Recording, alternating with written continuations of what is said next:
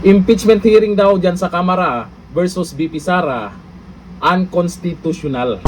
Pero imposible namang hindi nila alam yan. Kasi may mga congressman naman dyan na kung hindi naman abogado, meron naman silang sariling abogado. Ito, panoorin po natin ang paliwanag ng isang magaling na abogado matungkol po dyan sa galawan ng Kamara na unconstitutional di umano. O ito ang video. Lang ng ating mga kababayan in layman's term, ano po yung idinulog ninyo sa Korte Suprema na may kaugnayan dito po sa impeachment versus VP Sara? Well, sa ating mga kababayan, magandang gabi po sa kanilang lahat. Idinulog po natin yun sa Korte Suprema, 188 pages po yun na petisyon.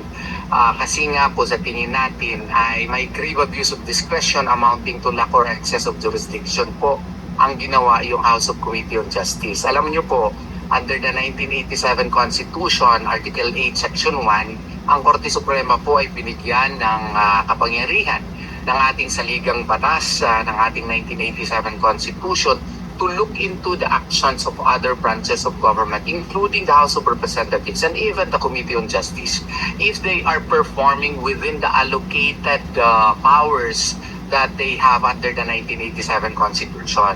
Now, kung sumobra na sila, katulad sa ginawa nito, pwede tayong dumulog. No? Any citizen, maski sino po, ay pwede pong dumulog, any taxpayer or citizen, doon sa Korte Suprema, para questionin ito, para hindi po maging abuso, walang grave abuse of discretion. Ito yung ginawa natin. Bakit natin ginawa ito? Una, dapat nga po, yung threshold level pa lang ng trabaho ng Committee on Justice, at the very least, yung third and fourth impeachment complaint, dapat dinismiss na po yun.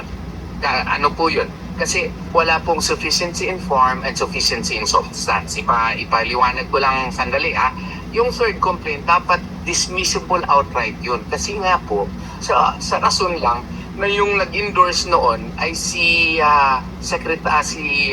Congresswoman De Lima. Siya din yung nag-endorse doon sa second complaint. Ang sabi pa nga niya, yung third complaint ay improved version daw. Ang mali po nito, ang endorsement kasi isa sa cross-ang secret process. Ito po yung constitutional filter po. Ano yung constitutional filter? Dito po sana sinasala ng ating mga congressman kung ang kanilang complaint na pipirmahan ay naaayon ba doon sa mga allegations na mag-equivalent to the crimes of grave violation of Constitution, graft and corruption, bribery, other high crimes, no, na mga constitutional impeachable offenses. So pag-certify nila, pag-endorse nila, it is as if they already filtered it and they believe to their heart and mind, certify that they are actually, the complaint is already fit to be filed, no, in the House of Representatives because it has ultimate facts charging the impeachable crime. Hindi naman po pwede na endorse siya sa second complaint. But at the same time, I am also endorsing the third complaint. Violation po yan. Akin yan to a violation on non-forum shopping. Ayun. Hindi po pwede na i-certify mo itong isa and at the same time certify din itong isa. Hindi na constitutional filter yan. Conveyor belt na yan na maski you will use the endorsement process as an avenue, as a chance for you to, politically harass a political opponent, which is actually done here.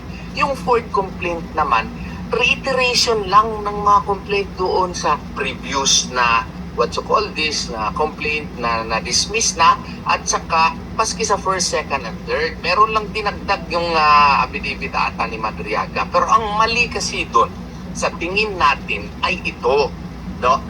Yung mga allegations doon ay walang ultimate facts na nagsasaad under Rule 3, Section 5 ng rules ng House of Representatives on impeachment na may mga allegations sufficient na mag-charge ng mga impeachable offenses such as grave violation of Constitution, graft and corruption, bribery.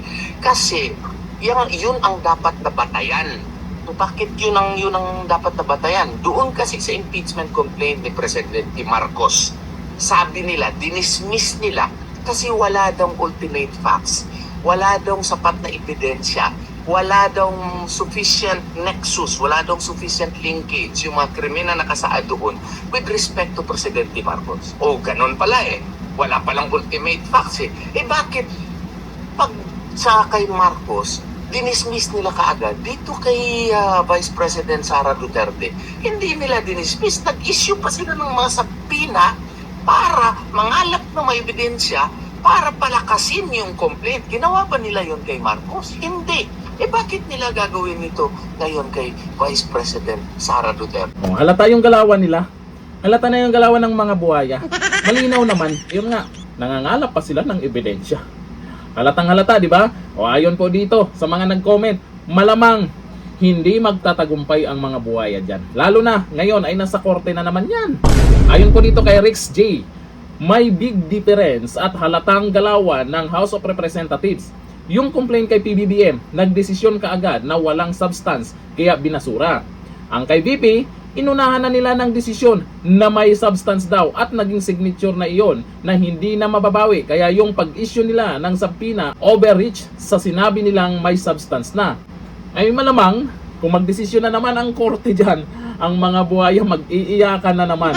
Baka maulit na naman yung nangyari noon na napapahiya lang din sila. Kawawa lang din. Mag-iiyakan. Dilema, mukhang sumablay ka. Hanggang dito na natin yun.